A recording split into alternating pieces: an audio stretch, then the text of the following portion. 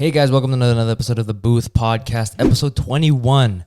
I am your host, Dom, and with me is my co-host, Ken. And we are doing Toxic People Part 2. We went over the 3 types in the last episode, and today we're going to go over the last 3.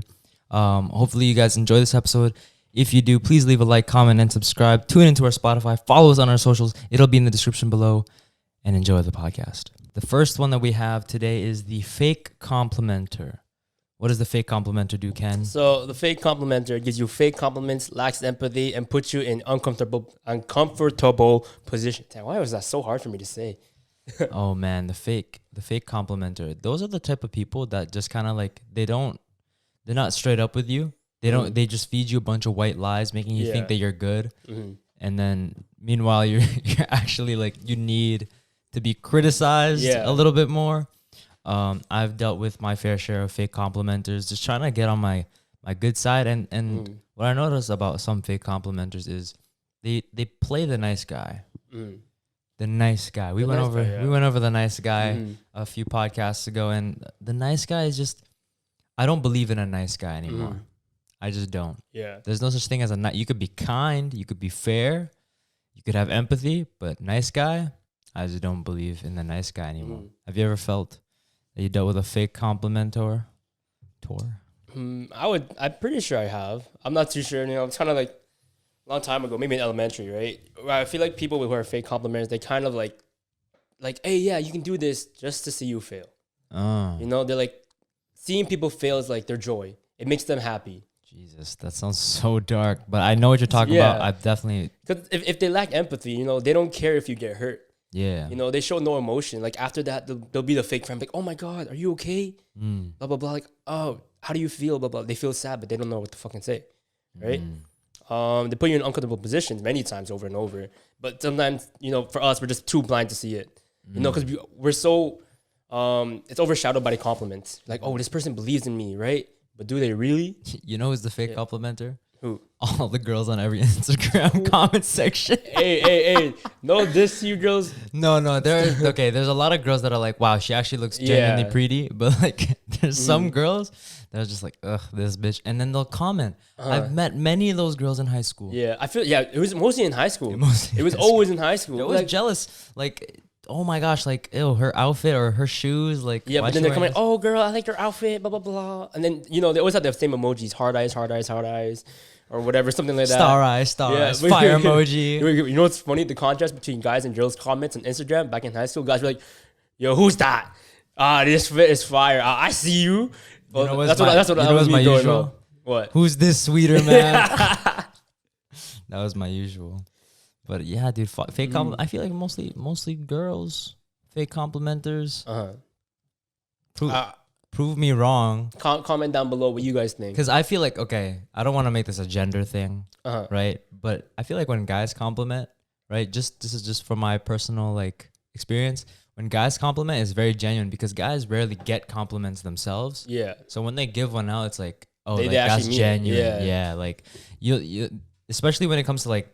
Because now, right, gym grind is like the thing right now, fitness, right? When guys are lifting weights, like no girls really compliment on a guy's like physique. Yeah. Like we started lifting because we thought we would get girls to compliment us, and it went the other way. I'm pretty sure that was like the primary like motive for like everyone at the start. Yes, and next thing you know, like months in, it's just really guys complimenting you. Yeah, like dude, I call my friends, hey, you're getting big. They tell me I'm getting, bro. Funny story. Hold up. So yesterday at work, my coworker told me that because he forgot my name, right? Because he's new. He's like, yo, do you remember, what's the guy's name again? It's the big dude, the guy who lifts and shit. And it's the guy with the big calves. And she's like, oh, Ken. And then when she told me that, I'm like, I'm big. I felt so happy. I'm big. Hey, man, guys mean it. Just letting you guys know. Guys definitely mean it. Yeah, I don't think that we've ever really, oh, you know what? There's this one time. So there was this guy, and he was in this relationship, and it was super toxic. You know who I'm talking about. There's a lot of people that I know. So. Okay. Well, we won't name names, but every guy in his friend group was gassing him on this relationship, making him think that this was gonna be the girl.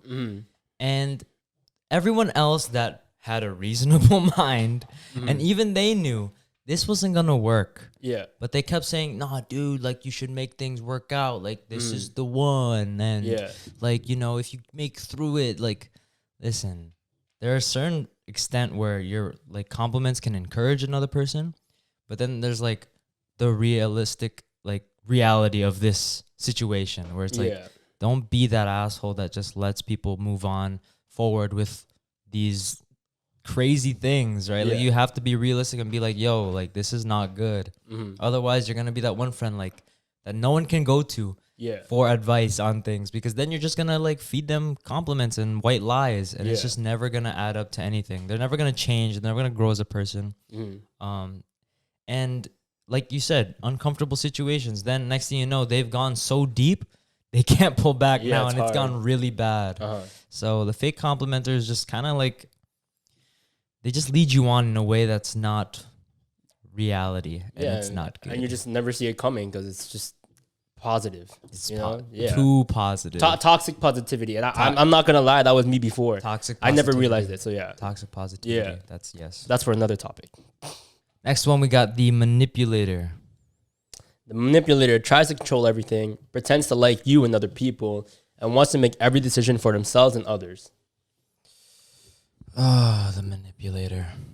The manipulator sounds very self-centered. Oh, definitely. Like, and it's not even like they care about anybody else to...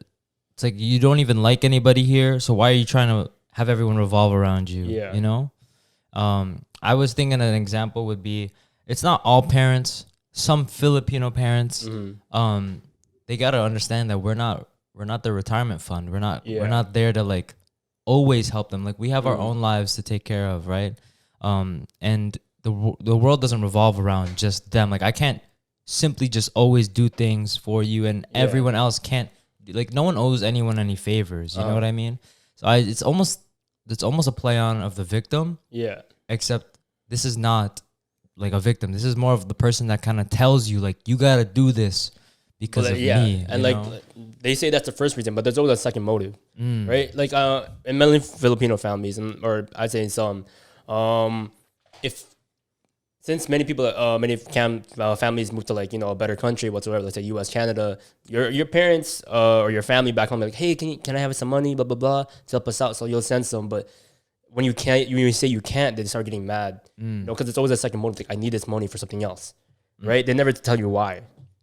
And we're not saying don't help the people less fortunate. That is not what we're saying. We're saying there are some like, they're just bottom feeders. Yeah. Where it's like, that's all they want out of you. Like they're not even thinking family. They're not even thinking of you as a human. Yeah. At this point, you are their money grabber. That is it. They're not, they're not thinking like, oh, like, maybe you can come here and we could treat you with that same love that you've been sending over here. They're not thinking like that. They're thinking simply for themselves and like, oh, like I need to take care of me. You got to do stuff for me. And that's it. That is that relationship. And it's very, very unhealthy. You guys don't want to be living like that. You want to be able to have that sort of 50-50 relationship where it's like, you're here for me and I'm here for you.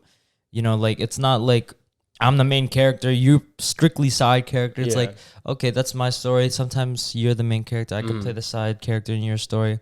It should always play like that. It should never play as this is what you got to do because that's your role and that's it.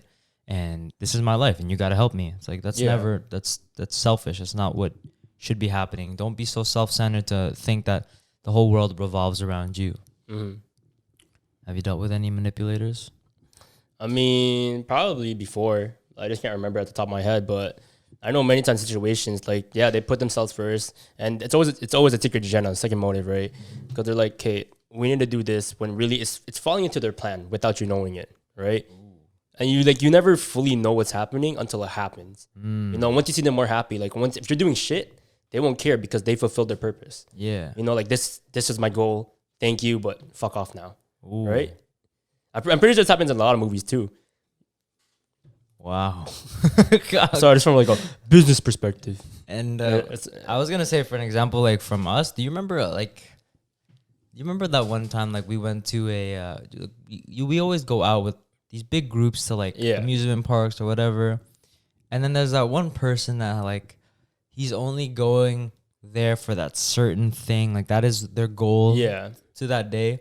And you're just there to have a good time. Next thing you know, they're trying to take control of the whole day. They're like, we got to go here and here. And then I got to meet up with someone. So can we all go there? It's like, yo, come on. There's a whole group of people here, bro. Right? You can't control everything. Like if you want to do that, just go on your own. Go on your own. It's not that hard to do things on your own. If you want a best friend to go with you, maybe. But like the whole group, that's selfish. And if you're just looking out for them, you're really not. Like, dude, if you want to look out for everyone, you look for the best interest. You don't just do it for yourself. You know, if you need to do something for yourself, go. Yeah, like a lot of people just don't deploy empathy in that way. It's like I gotta feel what others are feeling. If I'm doing something that's totally out of turn, you know, out of pocket for everybody, it's not cool. Like feel the room. Yeah. Some other people want to have, and it always happens at these parties that we used to go to, post secondary ish. Yeah, kind of. Yeah, I'd say high school, grade 12. Like in the middle of like pre-adulthood. Yeah, there was that one person that just always, we'll say he hushed down the vibe. Yeah. He hushed down the vibe. And I feel like the manipulator mostly, again, I don't know this, correct me if I'm wrong, but in my experience, seeing how girlfriend groups work, it's mostly that one girl. I think I know what you're talking about, yeah. That's mostly that one girl. And it's, hey, you know what? It's Regina George from Mean Girls. Regina George is the main manipulator. And Regina George, we have the other mean girl from Camp Rock. I don't know if you remember that bitch. Yeah, I think the so. blonde bitch. The one with the mirror one. Yeah. She was just like always around, like, this is about me. Heck, even the song that she performed had mirrors. And she was the center of attention. And I guess the manipulator could come from a place of like, you know, maybe having some abandonment issues of like parents always having to do things for their life. Yeah. And like, you know, not care about anything else that's going on and pay less attention to their kid. So their kid grows up and acts like that's, I'm basing this off of Camp Rock. I'm not basing this off anything else. I'm basing this off Camp Rock. It just sounds right. Okay, go on. Right? And she just kind of like, when she saw her mom leave off stage, taken like she was doing this for herself because she wanted her mom to notice. Yeah. Maybe when people do stuff for themselves, they kind of just want that exposure. They just want like people to pay attention to them. Like some sort of validation from someone that they're looking for. From somebody. I don't know who it is, but you know, at some point, you, even if you're like a manipulator, you're playing the victim, whatever, validation comes from yourself. You can't expect validation from other people because other people got other things to worry about. They got their own lives. They got other people they're looking for validation from. You got to look for validation from yourself, and that's it. Peace is happiness at the end of the day. It's not, oh, I need you to approve of me, and then I'll be happy. Yeah. It's like if you're going to look for approval from one person, you're going to keep going. And that's never going to stop because there's, 7 billion people. You're going to look for approval from everybody? It's never going to work. You got to look from just within, and then that's it. That's the end. That's... Peace is happiness. Hey, preach. I'm going to read this one, guys. The pessimist talks down to you to make themselves feel better, only cares about themselves, and tries to talk you out of your dreams. There we go. That's it. The pessimist. The downbringer. The pessimist is just like, it could be that one friend, and then it could also just be that one parent. True. Right? It can be both. It can be both. My one friend and parent. It's just always like, yeah, I don't think so. Like, why are you being so... Come on. See, when it comes to like... I think that's why a lot of people just... Their dreams are just killed from the get. What I've noticed about us is like me and Ken found this within each other was like, Ken has these dreams, I have these dreams. That's why we started the booth, because this was started in a McDonald's booth. Right? I think do we have the proof of it? Yes. Well, no, but we kind of have like our first booth episode, but like we weren't under any. It was more of a manifestation period. But that's more personal. Yeah. Maybe later video. But we did this like we have never seen anyone else like really be like, I have these dreams and I want and they're putting the work in to go and get it. Not seeing it a lot. Like you only see in like celebrities and everything, or like on Instagram whatsoever. But like within our age group, I'm just talking about like our age group. There hasn't been too many people where they put in enough work. But then again, they don't show the hard work. They just show the final product, right? I guess maybe not even just like I'm not saying within our age group completely, because there are like a lot of influencers that are popping off right now, you know, like, so not those guys, but like there are a lot of people that we've known like within our personal space. Yeah. You know, that just like, oh, they're still working there. Mm-hmm. They're still there. Yeah. Right. Like they never decided, let's keep going up. Let's keep going up. They just plateaued. Yeah. And because they plateaued, because they wanted to be realistic and wanted to be practical, and, you know, they just think that everything else is out of reach, they'll tell you, don't do that. It's why are you going to do that? Yeah. And they'll just really try to get you out of, you know, working towards your dream because they think it's a waste of time.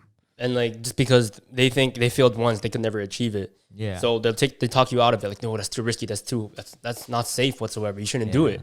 Right. And if you guys want to know about risk, watch my latest video. But sorry, I just wanted to plug that in. But listen, stick true to your goals. But like, for the pessimists out there, like, start opening up more. You know, like, it's just a downbringer. Like, you can't be talking down to everyone. You know, people have hopes and ambitions that they want to pursue. Just because you weren't able to doesn't mean you should stop others. Facts.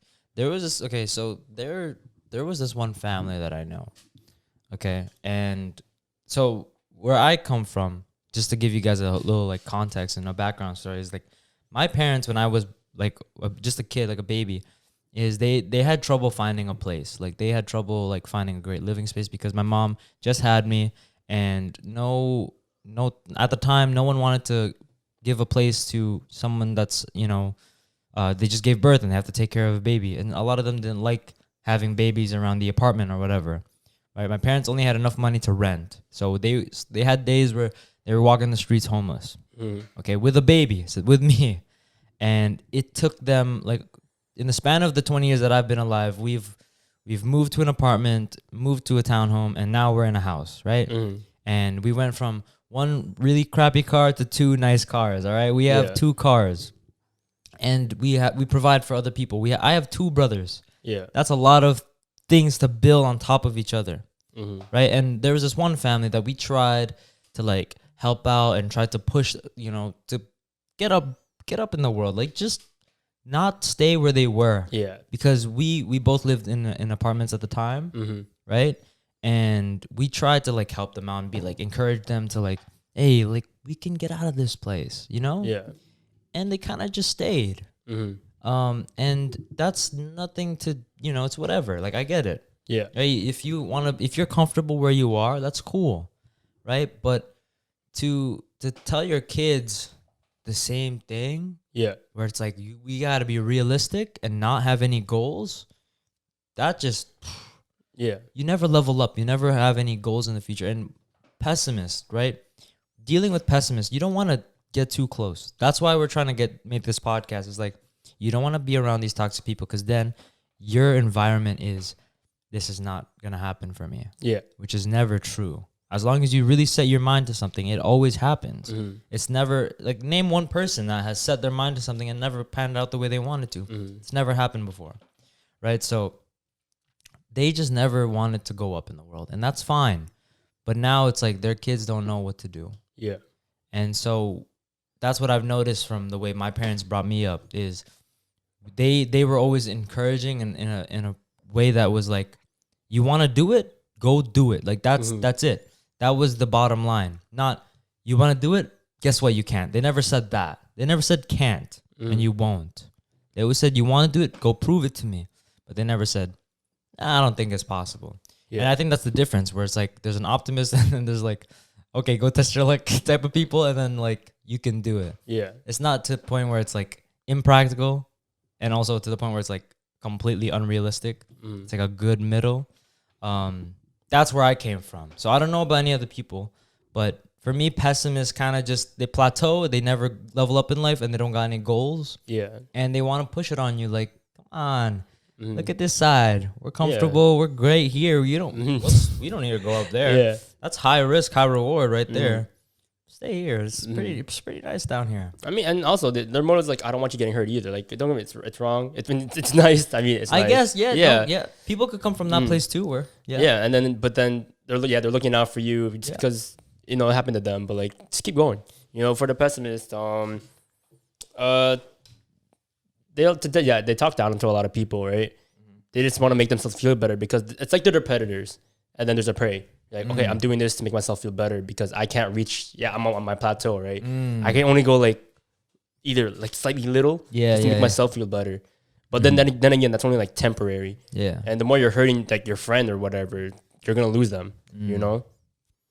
I know what you're talking about. They don't want to see you winning. Exactly. They low key haters. They don't want to see you winning. That's what pessimists are.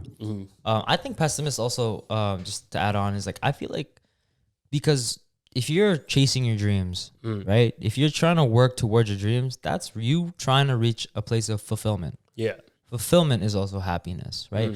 Me knowing that I'm on this place on this earth to fulfill this one thing, that's gonna make me happy. Yeah. Right. And other people think happiness is pleasure. People that stay comfortable in that plateau area, and they kind of just like, you know, I'm gonna reward myself today, and that's it. Like, I'm not trying to save my money, blah blah blah, and they don't want to like move up in the place. So I feel like they stick to the pleasure side of things, where it's like, oh, this goal, this reward, that's it. That's it for me. Versus other people that have long term, you know, they give up what they want now for what they want most in the future. Those people, like, you got to stay away from the plateaus, you know, because pleasure can only last so long. But the people that are pessimists, they kind of are addicted to that shit. That's true. But you gotta take some sacrifices if you wanna go up in the world. That's what we've learned in our journey so far. Is like there are days that we have to sacrifice what we want now for what we want most. Yeah. Just before we end it off, we just want to let you guys know so the 6 types of toxic people are the energy drainer, the fake complimenter, the pessimist, the criticizer, the manipulator, and the victim. Whoa. I'm okay. Keep going. Yes. Anyways, so these are how to identify them. You know, we've gone through it, so watch the whole part 1 and part 2. But for those of you who may have been a toxic person, there's still time to change. You can still change yourself. You know, just because you realize you're toxic now doesn't mean you're gonna be toxic your whole life unless you make the change to do it. If you want to become a better person, you gotta start now and start making these changes, or else no one's gonna like you. You won't really, you know, be happy in life with yourself. And I know no one wants to bring anybody down. They want to be that one person that, you know, the main character that lifts people up, you know. And again, we're not saying that we haven't been toxic. Yeah. We've had our toxic traits. We're still working on our toxic traits and our toxic habits. And that's for our lives to figure out. But we're just putting this out there for everyone to be, you know, to acknowledge themselves and to be educated in that sense of like, wow, maybe I might have some toxic traits. Maybe I should change for the betterment of everybody around me. Yeah. And yeah, if you guys enjoyed, as always, leave a like, comment, and subscribe. Tune into our Spotify. Follow us on our socials. They will be in the description below. That's been The Booth. That's been Dom. And Ken. Peace out. Peace out.